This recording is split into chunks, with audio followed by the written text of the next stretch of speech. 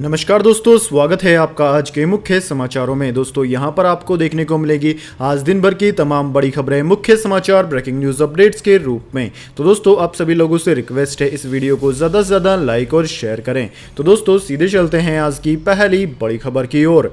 केंद्र सरकार का बड़ा फैसला, जम्मू कश्मीर के कुछ इलाकों में बहाल होगी 4G इंटरनेट सेवा। जी हां दोस्तों, जम्मू कश्मीर में 4G इंटरनेट सेवा बहाल करने को लेकर सुप्रीम कोर्ट में मंगलवार को सुनवाई हुई, जिसमें केंद्र सरकार ने जानकारी दी कि 15 अगस्त से जम्मू कश्मीर के कुछ इलाकों में 4G इंटरनेट सेवा बहाल की जाएगी। केंद्र सरकार ने सुप्रीम कोर्ट में बताया कि सरकार जम्मू कश्मीर के कुछ चुनिंदा इलाकों में 4G इंटरनेट सर्विस बहाल करने जा रही है। जम्मू और कश्मीर डिवीजन के एक-एक जिले में ट्रायल के तौर पर 4G इंटरनेट सर्विस बहाल होगी, फिर अगले 2 महीने में इसकी समीक्षा की जाएगी। हालांकि दोस्तों सीमावर्ती इलाकों में LOC के पास अभी 4G इंटरनेट सर्विस बहाल नहीं की जाएगी। इसके बाद दोस्तों अगली बड़ी खबर, मोदी सरकार ने इन राज्यों से कहा बाढ़ और बारिश से त्रस्त लोगों के लिए राशन की डोर डिलीवरी व्यवस्था शुरू की जाए। जी हां दोस्तों, देश के कई राज्यों में बाढ़ एवं भारी बारिश को देखते हुए खाद्य एवं उपभोक्ता मंत्रालय ने बड़ा ऐलान किया है। केंद्रीय खाद्य एवं उपभोक्ता मामलों के मंत्री रामविलास पासवान ने कहा है कि बाढ़ और बारिश की वजह से उत्तर प्रदेश, बिहार, महाराष्ट्र, गुजरात और असम सहित कई राज्यों में भयावह स्थिति उत्पन्न हो गई है। लोग गांव छोड़कर दूसरी जगह शरण ले रहे हैं। लोगों को राशन की दुकान यानी कि PDS से अनाज लेना संभव नहीं हो रहा है। ऐसे में मैं राज्य सरकारों से आग्रह करता हूं कि जो बाढ़ पीड़ित राष्ट्रीय खाद्य सुरक्षा कानून और प्रधानमंत्री गरीब कल्याण अन्न योजना के तहत राशन दुकान से राशन नहीं ले पा रहे हैं, उन लोगों के लिए राशन की डोर डिलीवरी यानी कि उनके घर के पास ही व्यवस्था की जाए। इसके बाद दोस्तों अगली बड़ी खबर, बड़ा फैसला, देश में अब इस राज्य में पेट्रोल डीजल खरीदने पर लगी लिमिट। बाइक में 5 लीटर और कार में 10 लीटर ही भरवा सकेंगे। जी हां दोस्तों, मिजोरम सरकार ने मंगलवार को ईंधन की मात्रा प्रति वाहन तय कर दी है। अब राज्य में स्कूटर में सिर्फ 3 लीटर और कार में 10 लीटर तक ही पेट्रोल डीजल भरवाया जा सकता है। न्यूज एजेंसी PTI के मुताबिक इस महामारी की वजह से कई जगहों पर लॉकडाउन लगा हुआ है। फ्यूल टैंक समय पर नहीं पहुंच पा रहे हैं, जिसकी वजह से वहां पर पेट्रोल डीजल की कमी हो गई है। ऐसे में सरकार ने फ्यूल राशनिंग का फैसला किया है। इस फैसले के बाद मिजोरम की राजधानी आइजोल में पेट्रोल पंप पर लंबी लाइन लग गई। अधिकारियों ने कहा है कि आदेश के अनुसार स्कूटरों के लिए 3 लीटर, अन्य 2 पहिया वाहनों के लिए 5 लीटर, हल्के मोटर वाहन यानी कि कार के लिए 10 litre, maxi cab, mini truck, Gypsy के लिए 20 लीटर की इजाजत है। वहीं ट्रक और बस के लिए 100 लीटर की अनुमति दी गई है। इसके अलावा पेट्रोल पंप पर गैलन और अन्य किसी भी सामान में ईंधन लेने पर रोक लगा दी गई है। इसके बाद दोस्तों अगली बड़ी खबर, चीनी मजदूरों ने पाकिस्तानी सैनिकों को पीटा, गुलाम इमरान खान कुछ न बोल सका। जी हां दोस्तों, चीन की गुलामी में पाकिस्तान इस कदर डूब चुका है कि अपने सैनिकों से अभद्रता पर भी खामोश है। उल्टा उसकी तरफ से सैनिकों को ही संयम बरतने की नसीहत दी जा रही है। चीन पाकिस्तान आर्थिक गलियारा यानी कि CPEC के काम में लगे कुछ चीनी मजदूरों द्वारा पाकिस्तानी सेना से मारपिटाई का मामला सामने आया है। इस संबंध में लेफ्टिनेंट कर्नल इमरान कासिम ने वरिष्ठ अधिकारियों को पत्र भी लिखा, लेकिन दोषी चीनियों पर कार्रवाई के बजाय सेना और सरकार सैनिकों को ही खामोश कर रही है। उनकी तरफ से जवानों को संयम बरतने की सलाह दी गई है। दरअसल दोस्तों बहावलपुर स्थित पाकिस्तानी सेना की स्पेशल सिक्योरिटीज डिवीजन की 27वीं विंग के प्रमुख इमरान कासिम द्वारा वरिष्ठ अधिकारियों को लिखा गया पत्र मीडिया में लीक हो गया, जिसके बाद से इस मुद्दे को लेकर काफी बवाल मचा हुआ है। हालांकि इमरान खान सरकार ने अपना रुख स्पष्ट कर दिया है कि चीनी नागरिकों के खिलाफ कोई कार्यवाही नहीं होगी। इसके बाद दोस्तों अगली बड़ी खबर, प्रधानमंत्री नरेंद्र मोदी ने कहा 72 घंटे में बीमारी का पता चलने पर खतरा होता है कम। जी हां दोस्तों, प्रधानमंत्री नरेंद्र मोदी ने मंगलवार को इस महामारी के संकट पर 10 राज्यों के मुख्यमंत्रियों के साथ वर्चुअल मीटिंग की। उन्होंने कहा कि टेस्टिंग की संख्या बढ़ाकर हर दिन 7 लाख तक पहुंच चुकी है और लगातार बढ़ रही है। इससे संक्रमण को पहचानने और रोकने में मदद मिल रही है। हमारे यहाँ औसत मृत्यु दर पहले भी दुनिया के मुकाबले काफी कम थी। संतोष की बात यह है कि यह लगातार और कम हो रही है। रिकवरी रेट भी लगातार बढ़ता ही जा रहा है। इसका मतलब है कि हमारे प्रयास सही सिद्ध हो रहे हैं। इसके बाद दोस्तों अगली बड़ी खबर, सचिन पायलट ने कहा पद की लालसा नहीं, पार्टी पोस्ट दे सकती है तो ले भी सकती है। दोस्तों राजस्थान के पूर्व डिप्टी सीएम सचिन पायलट ने कांग्रेस के शीर्ष नेताओं से मुलाकात के बाद सोमवार को कहा कि पद को लेकर उनकी कोई लालसा नहीं है और उम्मीद है कि समस्या का जल्द समाधान हो जाएगा। इसके साथ ही उन्होंने कहा कि उनके और उनके समर्थक विधायकों द्वारा जो मुद्दे उठाए गए थे वे सैद्धांतिक थे और इनके बारे में कांग्रेस आलाकमान को अवगत करा दिया गया है। कांग्रेस के शीर्ष नेताओं से मुलाकात के बाद पायलट ने संवाददाताओं से कहा कि सरकार और संगठन के कई ऐसे मुद्दे थे जिनको हम रेखांकित करना चाहते थे, चाहे देशद्रोह का मामला हो, एसओजी जांच का विषय हो या फिर कामकाज को लेकर आपत्तियां हो, उन सभी के बारे में हमने आलाकमान को बताया है। पायलट ने आगे कहा कि हमने शुरू से ही यह बात कही है कि जो हमारे मुद्दे हैं वे सैद्धांतिक है। मुझे लगता था कि ये पार्टी के हित में है और इनको उठाना बहुत जरूरी है। हमने ये सारी बातें आलाकमान के समक्ष रखी है। इसके बाद दोस्तों अगली बड़ी खबर, पुतिन का बड़ा ऐलान, रूस ने बनाई इस महामारी की वैक्सीन, 20 देशों ने दिया 1 अरब डोज का ऑर्डर।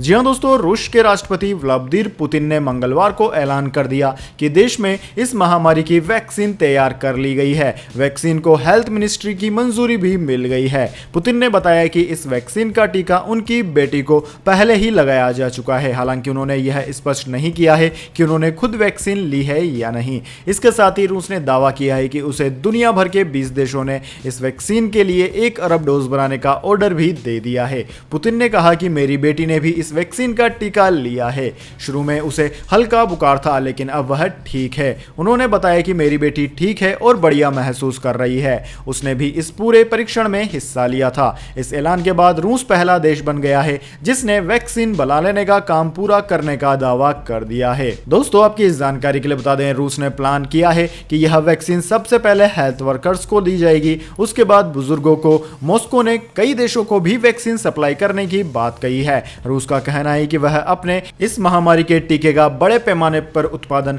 सितंबर से शुरू कर सकता है। इसके बाद दोस्तों अगली बड़ी खबर, सितंबर से हांगकांग में बनने वाले उत्पादों पर लगेगी मेड इन चाइना की मोहर। जी हां दोस्तों, चीन और अमेरिका के बीच पहले से ही चले आ रहे झगड़े में अब एक नई बात सामने आ गई है। मंगलवार को अमेरिकी सरकार के एक नोटिस के मुताबिक 25 सितंबर से हांगकांग में बनने वाली सारी वस्तुएं जो अमेरिका निर्यात करने के मकसद से बनाई गई है उन सभी पर मेड इन हांगकांग के बजाय मेड इन चाइना का लेबल चिपकाया जाएगा। यह फैसला तब हुआ है जब हांगकांग में चीन के विवादित नेशनल सिक्योरिटी लॉ लागू करने से दोनों देशों के बीच माहौल तनावपूर्ण हो गया है। इस कानून को एक देश दो व्यवस्था के उस सिद्धांत की अवहेलना के तौर पर देखा जा रहा है जिसके आधार पर ब्रिटेन ने चीन को हांगकांग लौटाया था। इस कानून के हांगकांग में लागू करने का असर यह हुआ कि अमेरिका ने इस पूर्व ब्रिटिश उपनिवेश का स्पेशल स्टेटस खत्म कर दिया है। यह तब हुआ जब पहले से ही दोनों देशों के बीच रिश्तों में तनाव बना हुआ था और अमेरिका इस महामारी से निपटने को लेकर चीन की कड़ी आलोचना में जुटा हुआ है। इसके बाद दोस्तों अगली बड़ी खबर, मौसम समाचार वेदर अपडेट। आज शाम इन इलाकों में होगी भारी बारिश, जानिए अपने राज्य के हाल। जी हां दोस्तों, मौसम विज्ञान विभाग के मुताबिक बारिश का यह सिलसिला अगले 48 घंटे तक जारी रह सकता है। आकाशीय बिजली से लोगों को सतर्क रहने की हिदायत दी गई है। अगले 2 दिनों के लिए ऑरेंज अलर्ट जारी किया गया है। दोस्तों राजस्थान, मध्य प्रदेश, बिहार, उत्तर प्रदेश समेत कई राज्यों में इस वक्त भारी बारिश हो रही है। बात की जाए दोस्तों आगामी 24 घंटों के मौसम समाचार की, तो दोस्तों आगामी 24 घंटों के दौरान तटीय कर्नाटक, केरल और दक्षिणी कोंकण गोवा में मध्यम से भारी बारिश की संभावनाएं हैं। कुछ स्थानों पर मूसलाधार वर्षा हो सकती है। उप हिमालय, पश्चिम बंगाल, सिक्किम, असम, मेघालय, अरुणाचल प्रदेश, उत्तर प्रदेश के पश्चिमी और मध्य भागों, दक्षिणी पूर्वी राजस्थान और गुजरात के पूर्वी क्षेत्रों में भी हल्की से मध्यम बारिश के साथ कुछ स्थानों पर भारी वर्षा के आसार हैं। पश्चिमी हिमालय राज्यों पंजाब, हरियाणा, दिल्ली, मध्य प्रदेश, छत्तीसगढ़, तेलंगाना, विदर्भ, आंतरिक कर्नाटक, अंडमान व निकोबार द्वीप समूह, लक्षद्वीप, ओडिशा, गंगीय पश्चिम बंगाल, झारखंड, बिहार और पूर्वी उत्तर प्रदेश में हल्की से मध्यम बारिश होने का अनुमान है। इसके बाद दोस्तों अगली बड़ी खबर, सोना चांदी खरीदने का सुनहरा मौका, कीमतों में आई बड़ी गिरावट। जी हां दोस्तों, लंबे समय से नित नई ऊंचाइयों को छू रहे सोने चांदी की रफ्तार में आज ब्रेक लग गया है। डॉलर में रिकवरी आने और इंटरनेशनल मार्केट में महंगी धातुओं की चाल मंद पड़ने से भारत में भी सोने और चांदी की कीमतों में गिरावट दर्ज की गई। सराफा बाजार समेत सोने चांदी की कीमतों में सराफा और वायदा बाजार दोनों जगह गिरावट दर्ज की गई है। दोस्तों बात की जाए दिल्ली सराफा बाजार की, तो दोस्तों दिल्ली सराफा बाजार में आज सोना 1317 रुपए टूटकर 54,763 रुपए प्रति 10 ग्राम रह गया, जो कि एक दिन पहले 56,080 रुपए प्रति 10 ग्राम पर था। वहीं दूसरी ओर चांदी की बात की जाए तो चांदी की कीमत 2,934 रुपए के नुकसान के बाद 73,600 रुपए प्रति किलोग्राम पर रह गई है। इसके बाद दोस्तों अगली बड़ी खबर, मशहूर शायर राहत इंदौरी का 70 साल की उम्र में निधन, इंदौर में ली अंतिम सांस। जी हां दोस्तों, देश के मशहूर शायर राहत इंदौरी का मंगलवार को निधन हो गया। वह लंबे समय से सांस की बीमारी से पीड़ित थे। हाल ही में उनकी इस महामारी की रिपोर्ट भी पॉजिटिव आई थी, जिसके बाद उन्हें अरविंदो अस्पताल में भर्ती कराया गया था। जानकारी के अनुसार राहत इंदौरी को शुगर और हृदय रोग की भी समस्या थी। हाल ही में निमोनिया के चलते उनके फेफड़ों में इन्फेक्शन हो गया था। दोस्तों आपकी जानकारी के लिए बता दें कि राहत इंदौरी 4 महीने से घर से नहीं निकले थे। वह सिर्फ नियमित जांच के लिए ही घर से बाहर निकलते थे। उन्हें 4-5 दिन से बेचैनी हो रही थी। डॉक्टरों की सलाह पर फेफड़ों का एक्सरे कराया गया तो निमोनिया की पुष्टि हुई थी, जिसके बाद सैंपल जांच के लिए भेजे गए थे, जिसमें वह इस महामारी के संक्रमित पाए गए। राहत साहब को दिल की बीमारी और डायबिटीज की शिकायत भी थी। उनके डॉक्टर रवि डोजी ने बताया कि उनके दोनों फेफड़ों में निमोनिया है। सांस लेने में तकलीफ के चलते आईसीयू में रखा गया था। उनको 3 बार हार्ट अटैक भी आया था। इसके बाद दोस्तों अगली बड़ी खबर, भारत का दुनिया पर प्रभाव, न्यूयॉर्क टाइम्स स्क्वायर पर पहली बार लहराया तिरंगा। जी हां दोस्तों, अमेरिका के प्रसिद्ध टाइम्स स्क्वायर पर 15 अगस्त को भारतीय राष्ट्रीय ध्वज तिरंगा लहराया जाएगा। ऐसा पहली बार होगा जब न्यूयॉर्क शहर के इस खास स्थान पर तिरंगा फहराया जाएगा। अमेरिका के एक प्रमुख समूह ने भारत के स्वतंत्रता दिवस के मौके पर राष्ट्रीय ध्वज फहराने की घोषणा की।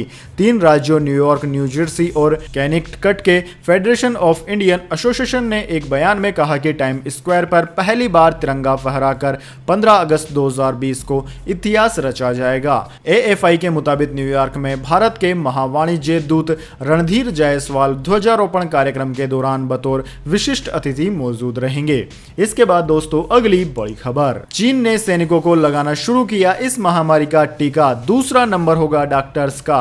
जी हां दोस्तों, रूस के इस महामारी के वैक्सीन बना लेने के दावों के बीच अब खबर आ रही है कि चीन ने भी इस महामारी की वैक्सीन तैयार कर ली है और इसे सैनिकों पर इस्तेमाल करना शुरू कर दिया है। दुनिया भर के देश जहां इस महामारी के टीके के अंतिम चरण में हैं, इसके तैयार होते ही सबसे पहले डॉक्टर्स को देने की बात कर रहा है, लेकिन चीन ने इस मामले में अपनी सेना को वरीयता दी है। एक अंग्रेजी अखबार की रिपोर्ट में दावा किया गया है कि चीन ने पीपल लिबरेशन आर्मी के सैनिकों के लिए मास वैक्सीनेशन का काम शुरू कर दिया है। फाइनेंशियल टाइम्स की एक रिपोर्ट में दावा किया गया है कि चीन ने वैक्सीन के तीसरे ट्रायल के नतीजे आने से पहले ही सैनिकों का मास वैक्सीनेशन प्रोग्राम शुरू कर दिया। चीन में पहले भी कई दवाओं का पहला इस्तेमाल सेना पर किया जा चुका है। रिपोर्ट के मुताबिक शी जिनपिंग ने चीनी सेना और नागरिकों के गठजोड़ का अभियान चलाया है और इस महामारी ने इसे और बढ़ा दिया है। कैनबरा में चाइना पॉलिसी सेंटर के डायरेक्टर एडम नी का कहना है कि चीनी सेना के अंदर जैविक और संक्रामक बीमारियों से लड़ने की काबिलियत है और चीनी नेता इसका पूरा फायदा उठा रहे हैं। इसके बाद दोस्तों अगली बड़ी खबर, Trump street triple R Bharat में लॉन्च, कीमत जानकर रह जाएंगे हैरान। जी हां दोस्तों, British motorcycle company Triumph motorcycles ने स्ट्रीट ट्रिपल आर पेश की है। भारत में शोरूम पर इसकी कीमत 8,84,000 रुपए से शुरू होती है। कंपनी ने एक बयान में कहा है कि यह उनकी स्ट्रीट ट्रिपल आर एस का ही वहनीय मॉडल है जो ज्यादा लोगों तक पहुंच बनाने में कंपनी की मदद करेगा। स्ट्रीट ट्रिपल आर एस की भारत में शोरूम कीमत 11,33,000 रुपए रखी गई है। स्ट्रीट ट्रिपल आर के 2020 मॉडल में कंपनी ने नए बॉडी वर्क, फ्लाई स्क्रीन और साइड पैनल जैसे नए फीचर भी जोड़े हैं। इसके बाद दोस्तों अगली बड़ी खबर, इंडियन रेलवेज ने तबादलों पर लगाई मार्च तक रोक, बच जाएंगे 300 करोड़ रुपए। जी हां दोस्तों, इस महामारी के चलते रेलवे के परिचालन में कमी आ गई है। फिलहाल देश में 230 स्पेशल ट्रेनें और मालगाड़ियों को छोड़ करके सभी तरह की ट्रेनें खड़ी हुई है। ऐसे में इसका असर रेलवे की आय पर भी पड़ा है। इसको देखते हुए रेलवे ने मार्च 2021 तक सभी तरह के तबादलों पर पूरी तरह से रोक लगा दी है। इससे TTE, booking clerk, operator, engineer, electrical, signal एवं टेलीकॉम के हजारों रेल कंपनियों को राहत मिली है, जिनका तबादला कर दिया गया था। रेलवे बोर्ड के संयुक्त निदेशक डॉक्टर डी जोसेफ ने 7 अगस्त 2020 को सभी जोन के महाप्रबंधक को पत्र लिखकर मार्च 2021 तक तबादले को स्थगित करने का निर्देश दिया है। तो दोस्तों, यह थे आज के तमाम तमाम मुख्य समाचार। अगर दोस्तों वीडियो आपको पसंद आई है तो वीडियो को ज़्यादा से ज़्यादा लाइक और शेयर करें। साथ इस तरह की काम की खबरें हर रोज़ देखते रहने के लिए हमारे यूट्यूब चैनल को सब्सक्राइब करके बेल आइकन भी दबा लीजिए। धन्यवाद। वंदे मातरम। जय हिंद, जय भारत।